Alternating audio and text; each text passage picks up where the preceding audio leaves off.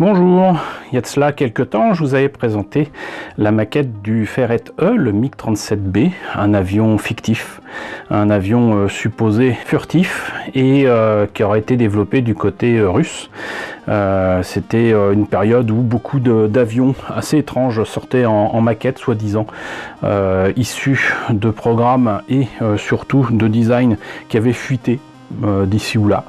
Voilà, c'est assez étrange. Il y avait le YF-19, si je me rappelle bien, du côté américain, et puis le MiG-37B du côté russe, enfin voilà. Et déjà, la dernière fois, même si c'était au 1,72, ce Ferret E au 1,72, c'était de la marque Italeri. Et j'avais déjà précisé que j'avais très certainement le modèle au 1,48. Il se trouve que je l'ai retrouvé. Voilà, donc je ne vais pas revenir sur ce qu'on a déjà indiqué avec l'ami Gérald, coucou Gérald, et ce que je vous propose c'est tout simplement, très rapidement, de voir ce que donne ce modèle au 1,48, toujours de Italeri, donc du MiG-37B Ferret E, et peut-être de faire une petite comparaison avec son petit frère au 1,72. Peut-être faire le tour de la boîte avant quand même. Alors, il se trouve qu'il y a strictement rien d'intéressant. Si je l'ai acheté à 13 € très certainement au salon de la maquette à Paris. Il y a des choses écrites en différentes langues ici. Est-ce qu'il y a quelque chose en français? Oui. Je vous laisse faire pause sur la vidéo parce que bon, je viens de lire et ça n'a rien de très intéressant, si ce n'est que ça fait croire que ça existe. Et ça, je trouve pas ça très cool. Donc on va passer directement à ce qu'il y a dans la boîte. Alors déjà on peut noter qu'il y a quand même de très belles pièces, hein. Même si ça fourmille pas de détails, c'est sympa, moi j'aime bien. Mais c'est peut-être le côté justement, les lignes un petit peu science-fiction qui me font dire ça, notamment là je ne garantis pas que je le ferai tel quel au 1,48 là ça me donne déjà envie de faire un vaisseau de type Viper Galactica en abaissant un petit peu le nez peut-être. Et donc la notice, hop. Qu'est-ce que ça donne? Alors déjà on voit qu'il y a une planche de décalco assez bien fournie, avec des marquages rouge bordeaux et des marquages gris. Si je me rappelle bien, c'est parce qu'en fait l'avion était supposé être soit en noir soit en gris. Donc hop, les pièces en présence. On commence par le cockpit, pas de pilote. Voilà. La carlingue apparemment est vite fait.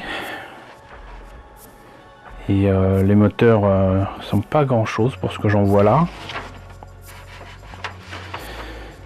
On place le reste des détails sur la carlingue, les ailes, l'empennage arrière, la verrière. Les trains d'atterrissage, ça m'a l'air d'être les pièces les plus petites. Et on les place que s'il y a vraiment besoin. Des missiles, il n'y en a pas énormément. Vraiment, à se demander s'il avait existé, à quoi il aurait bien servi. Donc, hop, ça c'est pour la notice. Un petit peu de pièces transparentes. Mais c'est parce qu'en fait la verrière est allée se cacher ici. Là, nous avons donc les moteurs. Je suis désolé, j'ai pourtant mis la lumière, mais moi j'y vois pas grand chose. Ça doit être tout noir pour vous. Enfin, il y a des petits détails au fond. Et donc ça, on l'a vu déjà tout à l'heure. Donc ça ne fourmille pas de détails, loin de là. Mais je trouve ça assez sympa. Et maintenant, ce que j'aimerais faire, c'est comparer avec les pièces au 1,72. Alors,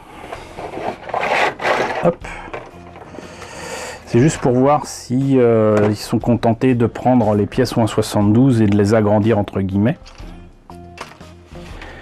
Hop, alors déjà la planche de décalco, elle est quasiment à l'identique. La verrière par contre est un poil différente. Et qu'est-ce que ça donne ici? Écoutez, Pour moi, c'est exactement la même chose, mais à des échelles différentes. Même les détails là qui sont en plein sont en plein ici aussi. Voilà, donc en fait, il y a de fortes chances que les pièces aient été agrandies pour correspondre à du 1,48. Même l'emplacement des pièces est identique. C'est presque. Parce que là, les missiles sont pas dans le même sens. Là, par contre, c'est exactement au même endroit. Et pour les détails, même à l'intérieur des baies de train, c'est la même chose. C'est la même chose. Voilà, donc on a notre réponse.